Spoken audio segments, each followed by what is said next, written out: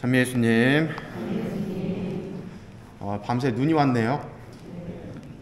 아침에 일어나서 우리 관리장님께서 그걸로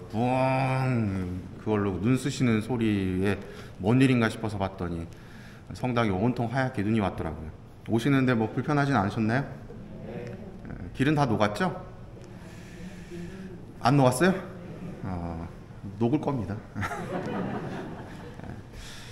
오늘은 죄 없는 아기 순교자들 축일인데, 제가 이게 강론 준비를 쭉 하면서, 오늘 읽혀지는 이 마테오 복음이 참 여러 가지 사건들을 담고 있구나라는 것을 좀 생각을 했어요. 이게 사건만 보면은 어떤 사건이죠? 헤로데 임금이 2살 이하의 아이들을 다 죽이는 사건이죠. 근데 이 사건이 그냥 단순히 일어나는 것이 아니라 성경 안에서는 예언되어 있던 것들이 이루어지는 과정이다 라고 표현하고 있는 것 같아요. 복음서를 보면 예수님이 이제 태어나셨고 또 꿈의 천사가 요셉에게 나타나서 이집트로 피신하라고 이야기를 했고, 왜 그러냐 봤더니 헤로데 임금이 아기 예수님을 찾아서 죽이려고 한다라고 이야기를 했죠. 아기 예수님을 찾아서 죽이려고 한 이유는 예수님께서 헤로데가 차지하고 있는 그 임금의 자리를 빼앗을 것이다 라는 생각이 있었기 때문에, 결국은 아기 예수님을 죽이려고 했었던 의도는 내가 천년만년 임금 자리를 해먹으려고, 나의 욕심과 이기심, 욕망 때문에 아기 예수님을 죽이려고 한 거죠. 이 사건을 통해서 이제 세 가지의 단락이 쭉 이어서 나오는데, 이 단락에서 뭐 어떤 예언자가 뭐 이런 얘기를 했다, 뭐 이렇게 쭉 나오는 내용들을 좀 살펴보면 이해하시기가 좀 쉬울 것 같습니다. 첫 번째, 이 14구절에 보면, 14번째 구절에 보면, 헤로데가 죽을 때까지 거기에 있었다. 그리고 주님께서 예언자를 통하여 내가 내 아들을 이집트에서 불러내었다 하신 말씀이 이루어지려고 그리 된 것이다 라고 이야기를 하는데, 여기서 예언자는 이 호세아 예언자를 상징합니다. 뜻합니다. 그리고 내가 내 아들을 이집트에서 불러내었다 라는 말이 이제 좀 이해하는 데에 노력이 필요한 부분인데, 여기서 내 아들은 누구냐면 히브리인들을 뜻합니다. 그리고 이집트에서 불러내었다라는 사건의 그 말을 들음과 동시에 우리는 무슨 사건을 이제 떠올리게 되죠? 이집트를 탈출했었던 사건을 딱 떠올리게 되죠.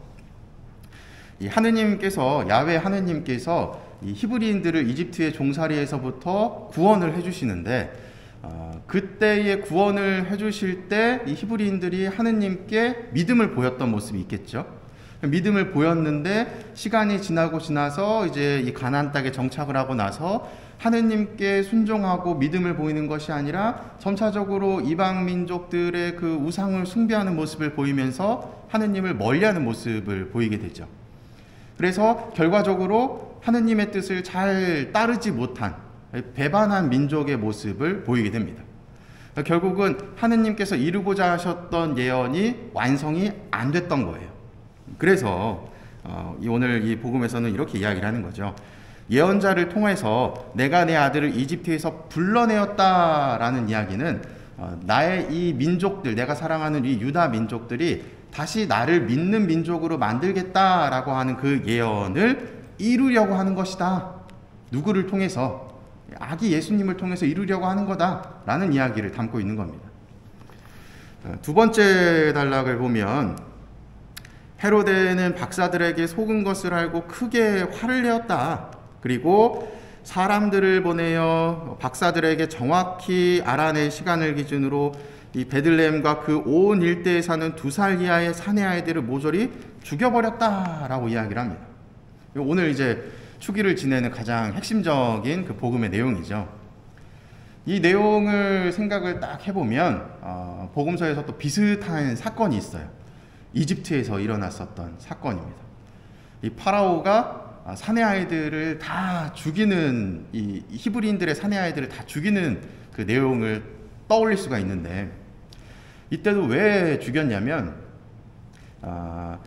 그 성경에 보면 그 야곱과 또 그의 형제들과 요셉이 이집트에 가서 정착을 하고 요셉이 뭐 재상이 되고 했었던 그 내용 기억나시죠? 그렇게 자리를 잡으면서 이 히브리인들의 자손들이 점차적으로 많아지게 된 거예요. 뿌리를 쫙 내리게 된 거죠. 그리고 나서 이제 뭐 야곱과 그 요셉의 그 세대가 다 죽고 나서 이 후손들만 남아 있는데, 그때 이제 임금인 파라오가 바뀌게 된 거죠. 바뀌고 나서 딱 보니까 이 히브리인들이 왜 이렇게 이 세력이 커졌지? 하면서 염려가 되는 거예요. 왜냐하면 저들을 그냥 가만히 내버려두면 더 성장을 해서 오히려 우리가 그들의 종이 될 수도 있겠다라고 하는 위협을 느낀 겁니다. 그러니 그 당시에 파라오 입장에서 어떤 선택을 했냐면, 안 되겠다, 히브리인들의 사내 아이들을 다 죽여야 되겠다 라고 이야기를 한 거예요. 그래서 지시를 내린 게 뭐냐, 이 산파들한테 자, 너희들이 히브리인들 아이들을 받을 때 그 밑을 보고 사내 아이면 죽이고 여자아이면 살려둬라 라고 지시를 내립니다. 근데 이 산파들이 그 뜻을 따랐을까요? 안 따랐던 거예요. 그러면서 했던 변명이 뭐 히브리인들은 뭐 힘이 좋아가지고 우리가 아이를 받으러 가기도 전에 이미 아이를 낳아갖고 어쩔 수가 없었다, 뭐 이런 식으로 이야기를 했던 거죠. 그때의 그 사건을 이야기를 하는 겁니다. 그러면서 이제 파라오도 잘못된 이제 악행을 저지르게 되는데, 이때의 산파들이 보였던 모습과 오늘 두 번째 단락에 나오는 이 동방박사들이 보였던 모습이 동일하지 않나 생각하게 됩니다. 동방박사들도 헤로데 임금의 명을 받아서 아이가 어디서 태어났는지 뭐 정확한 위치를 이야기를 해줘야 되는데 이야기를 안 했죠. 그를 통해서 아기 예수님이 온전히 살 수 있는 그런 어떤 모습을 마련을 해줬고, 산파들도 마찬가지로 파라오의 명을 따르지 않으면서 이 히브리인들이 더 성장할 수 있도록 기회를 마련했던 것이죠. 그 사건들을 이렇게 떠올리게 하는 겁니다. 그리고 이 세 번째 보면 이 예레미야 예언자를 통하여 하신 말씀이라고 하는데, 여기서 라마에서 소리가 들린다, 울음소리와 애끓는 통곡소리, 라헬이 자식들을 잃고 운다, 자식들이 없으니 위로도 마다한다, 이런 이야기를 하는데, 이거에 대한 배경은 바빌론 유배를 상징을 합니다. 이제 북이스라엘이 망하고 남유다도 망하게 되는 상황, 그 망하게 되는 상황 안에서 결론적으로 왜 망했나를 살펴보면 이유는 한결같죠. 하느님을 잘 따르지 않았기 때문에, 하느님께 믿음을 보이지 않았기 때문에. 그래서 이 모든 민족들이 이제 죽게 되는 상황 안에 이 슬퍼하는 상황을 표현해주고 있는 거죠. 그래서 이 첫 번째, 두 번째, 세 번째 단락은 그냥 이렇게 쭉 읽으면 이런 사건이 있구나라고 이해가 되지만, 단락별로 가만히 좀 깊게 살펴보면 성경에서 이러이러한 사건을 배경으로 오늘 이러한 말씀을 하신 거구나 라고 이해가 되면서 조금 더 이해하기가 쉬워지게 되는 거죠. 그러면 오늘 이 마태복음이 죄 없이 순교하신 아기 순교자들 축일에 읽혀지는 이유는 뭔가 생각을 해보면, 이 죄 없이 순교한 아기들, 죄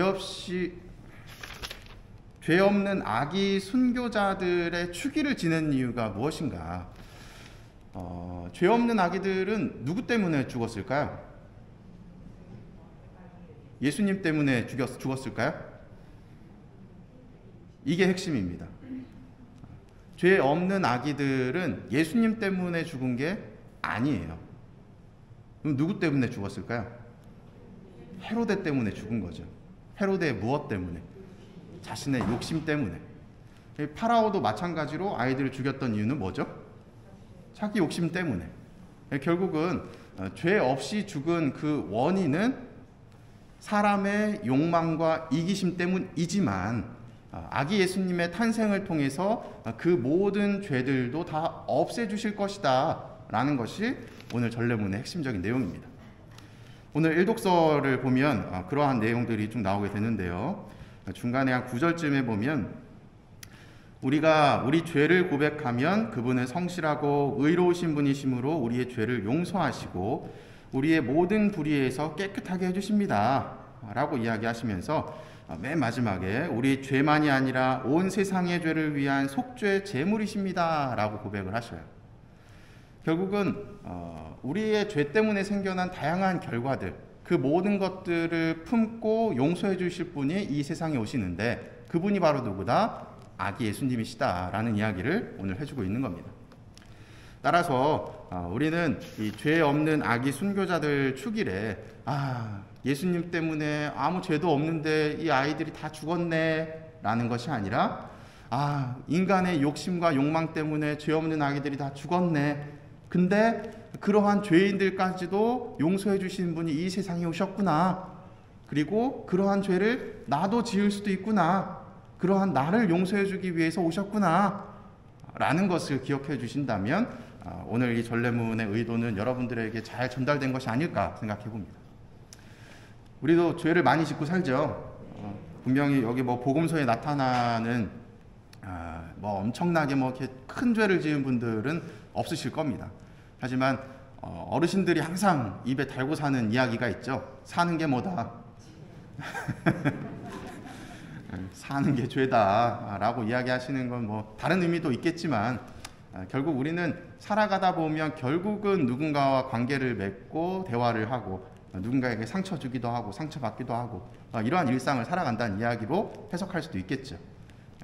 다른 의미는 그냥 다른 의미로 넘겨주시고, 그래서 이 예수님의 탄생은 그냥 그 특정한 큰 죄를 지은 죄인에게만 해당되는 것이 아니라 우리 모두에게 기쁨이 될 수 있는 것이 아닌가 생각해 봅니다. 성탄이 이제 이틀 지났지만 아직 이 성탄 시기를 보내고 있죠. 이 아기 예수님이 나에게 얼마나 큰 기쁨인가 또 돌아보시면서 하루하루 기쁘게 보내시고 또 새해도 잘 맞이하시면 좋겠습니다. 사랑합니다.